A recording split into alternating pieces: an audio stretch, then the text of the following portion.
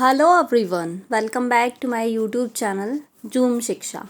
I am Divya Sharma. I hope you all are good. जैसा कि आप सब जानते हैं कि मैंने मॉडर्न हिस्ट्री की एक न्यू सीरीज़ स्टार्ट की है, उसका आज ये पार्ट 20 है। यानी कि इससे पहले हमने पार्ट 19 को कवर कर लिया है। अगर आपने वो वीडियोस नहीं देखी हैं तो आप चैनल पे जाके प्लेलिस्ट चेक कर सकते हैं। वहाँ पे मैंने ऑलरेडी मॉडर्न हिस्ट्री के नाम से प्लेलिस्ट बना रखी है। वहाँ पे आपको पिछली वाली सारी वीडियोस मिल जाएंगी, तो आप वहाँ जाके चेक कर सकते हैं। और अगर आपको ये वीडियो पसंद आती है तो वीडियो को लाइक और शेयर करना ना भूलें। साथ ही साथ अगर आपने अभी तक चैनल को सब्सक्राइब नहीं किया है तो आप जल्द से जल्द जूम शिक्षा चैनल को भी सब्सक्राइब कर दें। तो चलिए आज की क्लास को स्टार्ट करते हैं और जानते हैं कि आज हमारा जो क्लास है वो कौन से चैप्टर से रिलेटेड होगा। टोटल पार्ट 19 में हमने टोटल 7 चैप्टर्स को कंप्लीट कर लिया है। आज की वीडियो हमारी चैप्टर 8 से स्टार्ट होगी, यानी कि आज की वीडियो में, आज की क्लास में हम चैप्टर 8 को स्टार्ट करेंगे। तो चलिए मैं आपको चैप्टर 8 का नेम बता देती हूँ। जो चैप्टर 8 का नेम है वो है education under the British rule, यानी कि ब्रिटिश रूल के अंडर जो हमारी शिक्षा है इंडिया में वो किस टाइप की होती थी, ब्रिटिश रूल से पहले किस टाइप की शिक्षा होती थी, ब्रिटिश रूल के टाइम पे कैसी शिक्षा होती थी, और उसके बाद शिक्षा में यानी कि एजुकेशन में क्या क्या बदलाव आए वो हम इस चैप्टर में पढ़ेंगे। यानी कि आज की जो क्लास होगी वो एजुकेशन से रिलेटेड होगी, यानी कि ब्रिटिश रूल के टाइम पे और ब्रिटिश रूल से पहले क्या क्या एजुकेशन सिस्टम था, आज हम वो सब जानेंगे। तो चलिए आज की क्लास स्टार्ट करते हैं और चैप्टर 8 को पढ़ना स्टार्ट करते हैं। First of all chapter name is education under the British rule, और उसके बाद जो हमारा फर्स्ट टॉपिक आता है वो है education in pre British India. तो चलिए हम स्टार्ट करते हैं। जो रिपोर्ट थी विलियम एडम की, उसने पूरी इन्फॉर्मेशन दी कि प्री ब्रिटिश जो एजुकेशन सिस्टम था इंडिया में वो किस टाइप का था। यानी कि प्री ब्रिटिश रूल से पहले जो एजुकेशन सिस्टम था इंडिया में उसके अंदर क्या क्या होता था, किस तरीके से बच्चों को एजुकेशन प्रोवाइड की जाती थी। तो ऐसा बताया गया कि according to Adam in the late 18th century both elementary and higher education system existed. यानी कि जो प्राइमरी एजुकेशन होती थी और हायर एजुकेशन होती थी वो दोनों ही इंडिया में थी। यानी कि बच्चों को प्राइमरी एजुकेशन भी दी जाती थी, साथ ही साथ हायर एजुकेशन भी दी जाती थी। कि कब की बात हो रही है, प्री ब्रिटिश रूल के, यानी कि ब्रिटिश रूल से पहले की बात हो रही है। यहाँ पे दोनों तरीके से ये दोनों तरह के एजुकेशन सिस्टम इंडिया में अवेलेबल थे उस टाइम पे, यानी कि प्री एजुकेशन साथ ही साथ हायर एजुकेशन। तो ऐसा माना जाता था कि जो चिल्ड्रन होते थे उनको बेसिकली प्राइवेट एजुकेशन भी दी जाती थी और पब्लिक एजुकेशन भी दी जाती थी। जो प्राइवेट एजुकेशन थी वो घर में दी जाती थी और जो पब्लिक एजुकेशन थी वो पाठशाला में दी जाती थी। और 1830 में विलियम एडम ने बताया कि जब उन्होंने बंगाल और बिहार का एक ट्रिप किया था, जब वो वहाँ पे गए थे तो उन्होंने ऐसा फाउंड किया था कि 1 लाख से ज़्यादा पाठशाला वहाँ पे काम कर रही थी। हर एक पाठशाला में 20 बच्चे होते थे, वो मैनेज होते थे, मतलब जो मर्चेंट्स होते थे और जो कम्युनिटी होती थी वो अपने आप वहाँ पे उन चीज़ों को मैनेज कर लेती थी। और ऐसा माना जाता है कि जो पाठशाला है वो किसके द्वारा स्टार्ट की गई थी, गुरु, यानी कि पहले टीचर को गुरु के नाम से जाना जाता था, जो कि बच्चों को एजुकेशन देते थे। कहाँ पे, पाठशाला में। और पाठशाला जो है एक फ्लेक्सिबल सिस्टम ऑफ एजुकेशन को फॉलो करती थी। वहाँ पे कोई फॉर्मल स्कूल्स नहीं होते थे, बच्चों को जो है नीचे बिठाया जाता था पेड़ के नीचे, कोई बेंचेस नहीं होते थे, कोई एग्ज़ाम सिस्टम नहीं होता था। बेसिकली उनको रिलीजियस एजुकेशन प्रोवाइड की जाती थी, यानी कि जो धार्मिक शिक्षा होती हैं उनको वो चीज़ें प्रोवाइड की जाती थी उस टाइम पे, रिलीजियस स्टोरी सुना के। और जो गुरु होते थे वो बच्चों को उनकी नीड्स के अकॉर्डिंग पढ़ाते थे, ऐसा माना जाता है उस टाइम पे।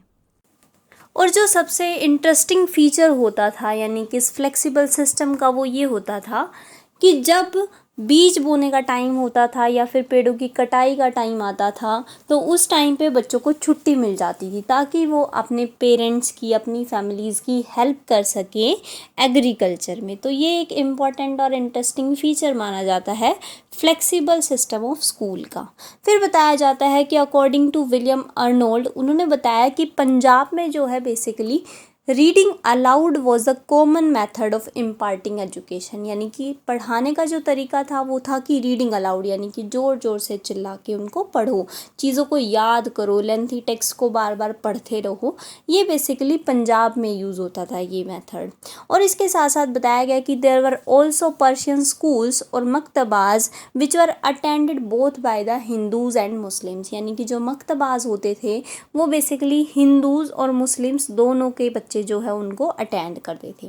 और जो संस्कृत एकेडमिक्स था वो imparting education to Brahmin boys और Hindu religion, philosophy, literature, Panini grammar, law and logic, यानी कि जो संस्कृत एकेडमिक थी वो एजुकेशन देती थी ब्राह्मण बॉयज़ को हिंदू रिलीजन पे, फिलॉसफी पे, लिटरेचर पे, इन सब पे। तो हमने बेसिकली अभी तक जाना कि मतलब प्री ब्रिटिश रूल से पहले इंडिया में किस टाइप का एजुकेशन सिस्टम होता था। और अब हम जो पढ़ेंगे वो पढ़ेंगे education under east India company, यानी कि ब्रिटिश रूल के टाइम पे इंडिया में एजुकेशन सिस्टम किस टाइप का था। तो चलिए स्टार्ट करते हैं ये वाला टॉपिक।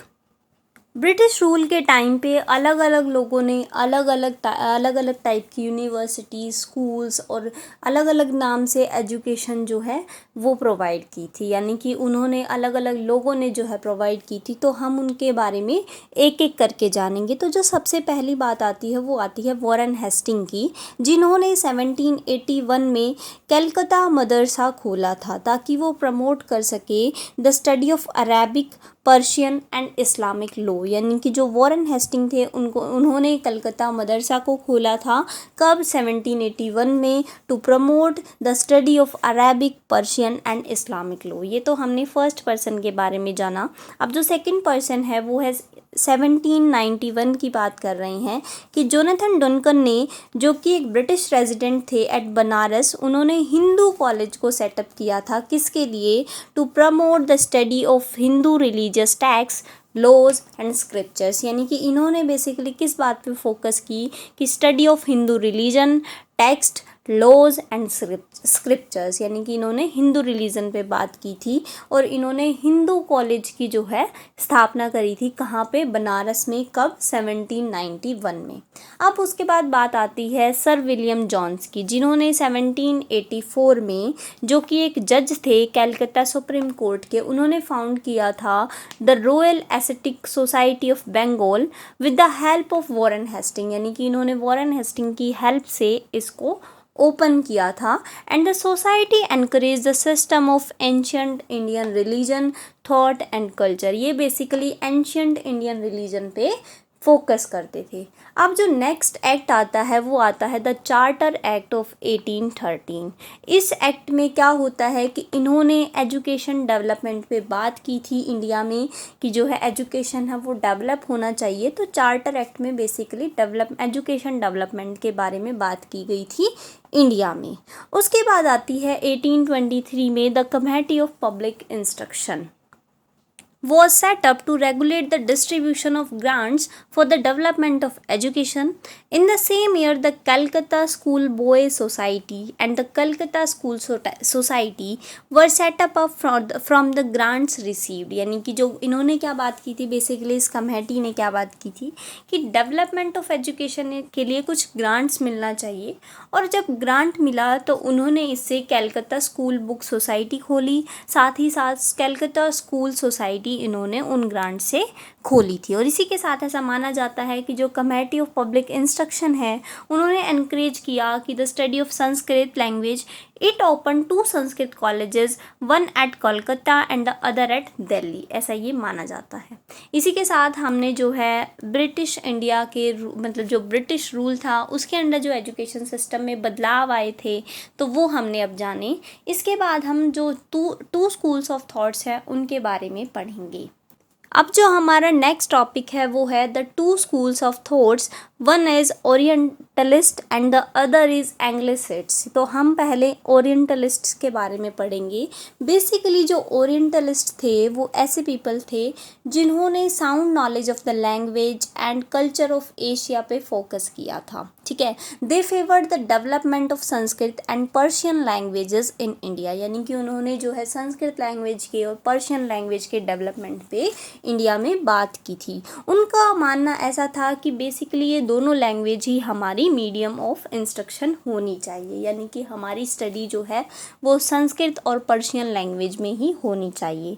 साथ ही साथ इनका जो पॉलिटिकल मोटिव था इसके पीछे उनका था कि encouragement of Sanskrit and Persian languages and text, यानी कि वो संस्कृत और पर्शियन लैंग्वेजेस और उनके टेक्स्ट को एनकरेजमेंट करना चाहते थे। ये इनका पॉलिटिकल मोटिव था।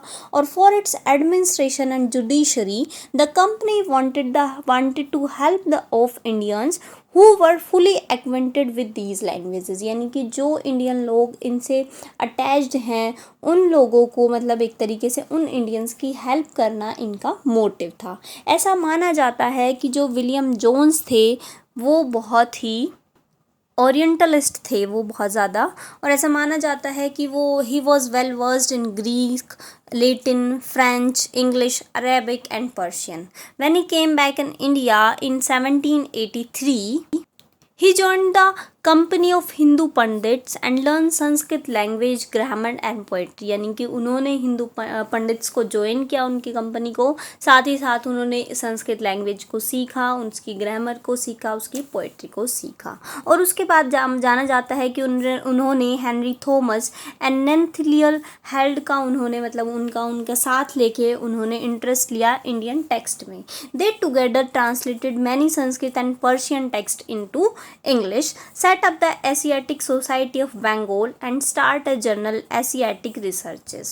तो ये हमने ओरिएंटलिस्ट के बारे में पढ़ा। जो फेमस ओरिएंटलिस्ट थे वो थे विलियम जोन्स। साथ ही साथ अब हम एंग्लिसिस्ट्स के बारे में पढ़ेंगे। ओरिएंटलिस्ट जो होते थे वो एंग्लिसिस्ट के बिल्कुल अपोजिट होते थे। अर्ली 19th सेंचुरी की ये बात है। जो एंग्लिसिस्ट्स होते थे वो एम्फेसिस करते थे किस पे, इंग्लिश लैंग्वेज में, कि जो मीडियम ऑफ इंस्ट्रक्शन है वो बेसिकली इंग्लिश लैंग्वेज होना चाहिए। वो इंडियन जो लैंग्वेजेस थे उनके फेवर में नहीं थे, उनको वो प्रमोट नहीं करना चाहते थे, वो इंग्लिश लैंग्वेज को ही प्रमोट करना चाहते थे। इसमें जो एंग्लिसिस्ट्स थे वो फेमस थे विलियम जोन्स, साथ में मैकोले, वो मेन सपोर्टर थे कि इंग्लिश लैंग्वेज को साथ ही साथ सेंटर इससे जो है साइंटिफिक नॉलेज जो है बच्चों को देनी चाहिए, उनका ऐसा मानना था। They wanted to acquaint the Indians with the advancement of science and technology blooming in the west, यानी कि जो साइंस टेक्नोलॉजी वेस्ट में ब्लूम कर रही है इंडियंस भी उससे इंट्रोड्यूस हुए, साथ ही साथ वो ऐसी ही स्टडी करे ताकि उनकी जो एजुकेशन है वो बढ़ जाए। इसके साथ ऐसा माना जाता है कि जो राजा राम मोहन रॉय थे also advocated the imparting of western education through English medium, यानी कि राजा राम मोहन रॉय भी इंडिया में जो है वेस्टर्न एजुकेशन को लाना चाहते थे इंग्लिश मीडियम के माध्यम से। और आज की क्लास में बस इतना ही। आज हमने चैप्टर 8 को स्टार्ट किया, उसमें से हमने कुछ टॉपिक्स आज पढ़ लिए हैं, बाकी बचे हुए टॉपिक्स को हम नेक्स्ट पार्ट में कवर करेंगे। तो आज के लिए बस इतना ही। अगर आपको वीडियो पसंद आती है तो वीडियो को लाइक और शेयर करना ना भूलें। साथ ही साथ अगर आपने चैनल को सब्सक्राइब नहीं किया है तो आप जल्द से जल्द जूम शिक्षा चैनल को भी सब्सक्राइब कर दें। और अगर आपने पहले के पार्ट 19 को नहीं देखा है तो आप चैनल पर जाके प्लेलिस्ट में चेक कर सकते हैं। वहाँ पर मैंने ऑलरेडी मॉडर्न हिस्ट्री के नाम से प्लेलिस्ट बना रखी है, वहाँ पे आपको पहले के सभी पार्ट्स मिल जाएंगे और आपको आगे आने वाली वीडियोस भी उसी प्लेलिस्ट में मिल जाएंगी, ताकि आपको कंटिन्यू सारी वीडियोस वहाँ पे प्रोवाइड हो जाएं। इसलिए मैंने अलग से एक प्लेलिस्ट बना रखी है। तो आज के लिए बस इतना ही। मिलते हैं हम नेक्स्ट वीडियो में, तब तक के लिए good luck, bye bye and see you real soon. Okay.